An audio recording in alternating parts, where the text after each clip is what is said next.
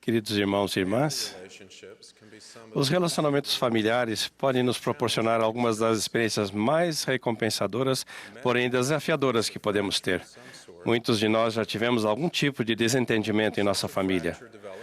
Um desentendimento assim aconteceu entre dois heróis da restauração da Igreja de Jesus Cristo nestes últimos dias. Parley e Orson Pratt eram irmãos. Estavam entre os primeiros conversos e foram ordenados apóstolos. Cada um deles teve de enfrentar uma prova de sua fé, mas isso tornou o testemunho deles inabalável. Ambos sacrificaram e contribuíram muito para a causa da verdade.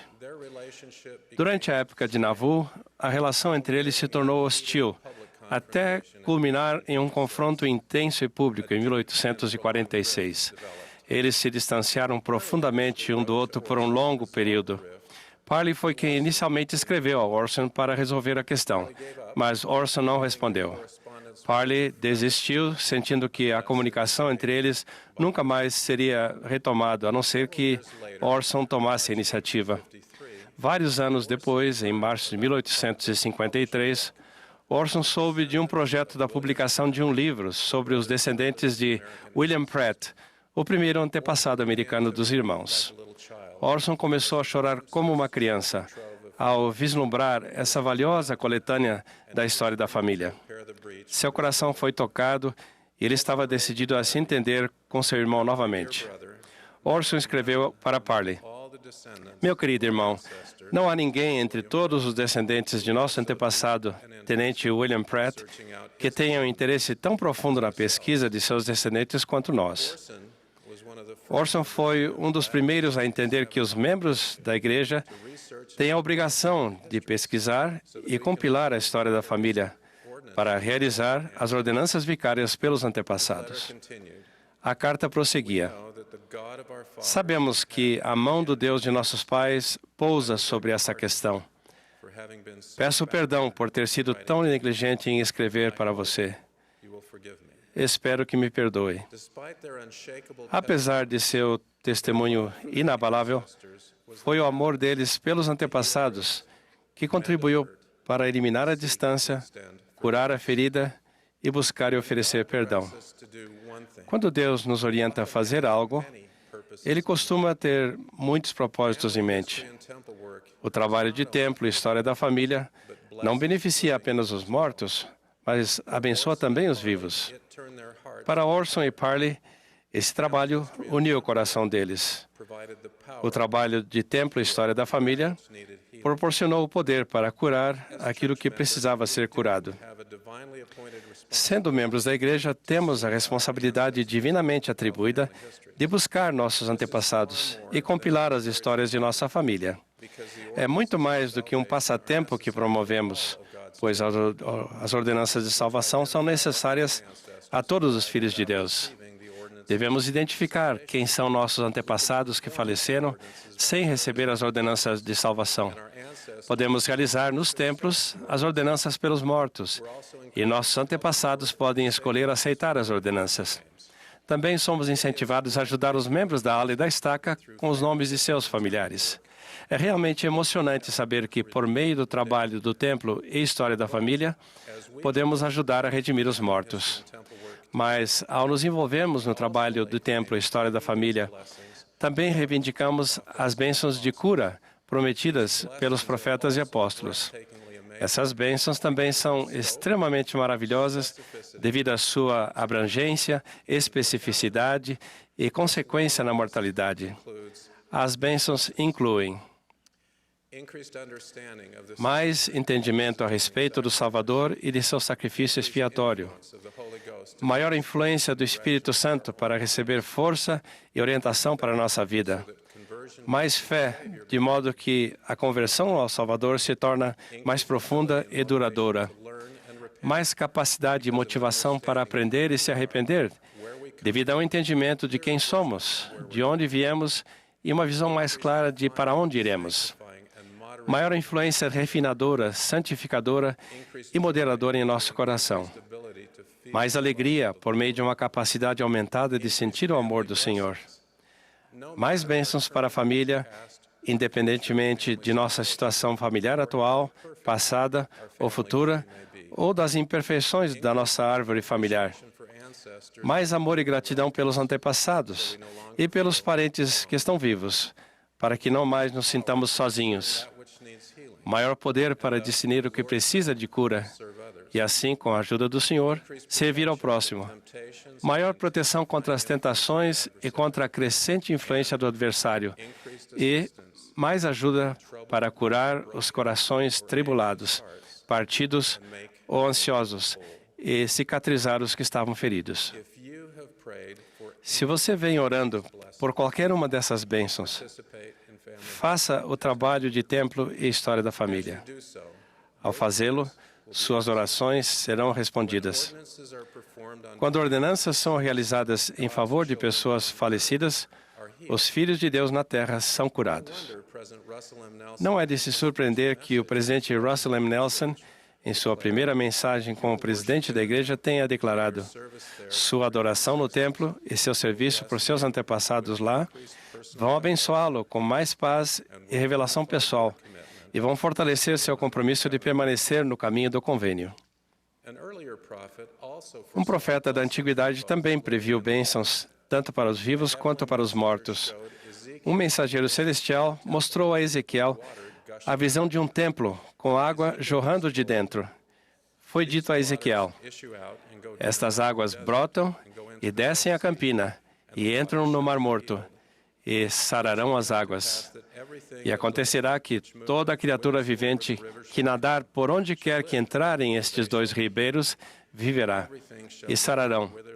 E viverá tudo por onde quer que entrar este ribeiro. Duas características dessas águas são importantes. A primeira é que, embora o riacho não tivesse afluentes, tornava-se em um grande rio, mais amplo e mais profundo quanto mais longe fluía. Algo parecido acontece com as bênçãos que fluem do templo, à medida que as pessoas são seladas como família. Há um crescimento significativo quando olharmos para trás e para frente, ao longo das gerações, à medida que as ordenanças de selamento unem as famílias. A segunda é que o rio renovava todas as coisas que nele tocavam. Da mesma forma, as bênçãos do templo têm um incrível poder de cura. As bênçãos do templo podem curar corações, vidas e famílias. Deixem-me ilustrar. Em 1999, um rapaz chamado Todd desmaiou devido à ruptura de um vaso sanguíneo em seu cérebro. Embora Todd e sua família fossem membros da igreja, eles a frequentavam esporadicamente e nenhum deles havia recebido as bênçãos do templo. Na última noite em que Todd estava vivo, sua mãe, Betty, sentou-se ao seu lado e, tocando carinhosamente a sua mão, disse: Todd, se você realmente tiver de ir, prometo que faremos as ordenanças do templo por você. Na manhã seguinte, Todd foi diagnosticado com morte cerebral. Os cirurgiões transplantaram o coração de Todd para meu paciente, uma pessoa incrível chamada Rod. Alguns meses após o transplante, Rod soube quem era a família do doador de seu coração e começou a se corresponder com eles. 2 anos mais tarde, a mãe de Todd, Betty, convidou Rod a estar presente quando ela fosse ao templo pela primeira vez. Rod e Betty se conheceram pessoalmente na sala celestial do templo de St. George, Utah. Algum tempo depois, o pai de Todd, marido de Betty, faleceu. Alguns anos mais tarde, Betty convidou Rod para representar vicariamente seu filho falecido, ao receber suas ordenanças do templo. Rod aceitou o convite com gratidão e o trabalho vicário teve seu ponto alto numa sala de selamento do templo de St. George, Utah. Betty foi selada ao marido falecido, ajoelhada no altar de frente para seu neto, que serviu como procurador. Então, com lágrimas escorrendo pelo rosto, ela fez sinal para que Rod se juntasse a eles no altar. Rod se ajoelhou ao lado deles como procurador do filho de Betty, Todd, cujo coração ainda estava batendo dentro do peito de Rod. O doador do coração de Rod, Todd, foi então selado a seus pais por toda a eternidade. A mãe de Todd cumpriu a promessa que havia feito a seu filho à beira da morte anos antes. Mas a história não termina aí. 15 anos após o transplante de coração, Rod ficou noivo e pediu que eu realizasse seu selamento de templo no templo de Provo, Utah.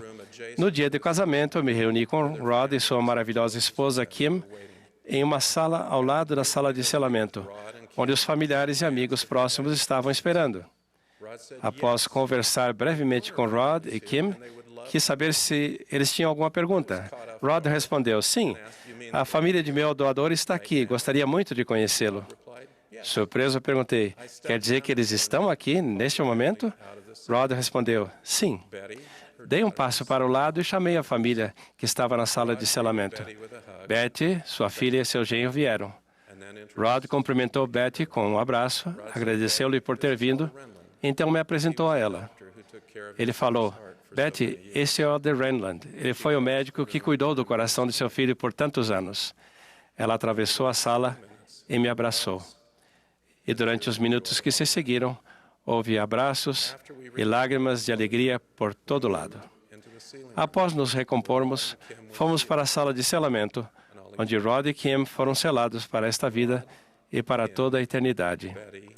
Rod, Kim, Betty e eu podemos testificar que o céu estava bem próximo de nós, que havia conosco naquele dia outras pessoas que anteriormente tinham passado pelo véu da mortalidade. Deus, em sua capacidade infinita, sela e cura indivíduos e famílias, a despeito de tragédias, perdas e dificuldades. Às vezes comparamos os sentimentos que temos no templo com um vislumbre do céu. Naquele dia, no templo de Provo, Utah, lembrei-me desta declaração de C.S. Lewis. Os mortais falam o seguinte sobre o sofrimento terreno.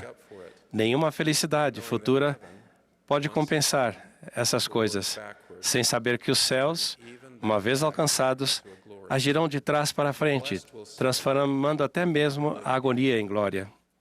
Os bem-aventurados dirão, nunca vivemos em qualquer outro lugar que não nos céus. Deus vai nos fortalecer, ajudar e apoiar, e vai santificar para nós nossos sofrimentos mais profundos. Quando reunimos as histórias de nossa família e vamos ao templo em favor de nossos antepassados, Deus concede muitas dessas bênçãos prometidas simultaneamente nos dois lados do véu. De modo semelhante, somos abençoados quando ajudamos outras pessoas na ala e na estaca a fazer o mesmo. Os membros que não moram perto de um templo também recebem essas bênçãos ao realizarem o trabalho de história da família, coletando nomes de seus antepassados para que as ordenanças do templo sejam realizadas. No entanto, o presidente Russell M. Nelson nos alertou. Podemos ser inspirados durante todo o dia com experiências que outros tiveram com relação ao templo e à história da família. Mas precisamos fazer alguma coisa para de fato sentir essa alegria por nós mesmos. Ele continuou dizendo, incentivo vocês a, em espírito de oração, ponderarem que tipo de sacrifício, de preferência de tempo, vocês podem fazer para participar mais do trabalho de templo e história da família. Ao aceitarem o convite do presidente Nelson, vocês vão descobrir, reunir e conectar sua família. Além disso, as bênçãos fluirão para vocês e sua família, como o rio mencionado por Ezequiel. Vocês encontrarão a cura para aquilo que precisa ser curado. Orson e Parley Pratt vivenciaram os efeitos da cura e do selamento que vem do trabalho de templo e história da família no início desta dispensação. Betty, sua família e Rod vivenciaram essas coisas. Vocês também podem vivenciá-las. Por meio de seu sacrifício expiatório, Jesus Cristo oferece essas bênçãos a todos, tanto mortos quanto vivos. Graças a essas bênçãos, veremos que nós, metaforicamente, nunca vivemos em qualquer outro lugar que não nos céus. Disso testifico, em nome de Jesus Cristo. Amém.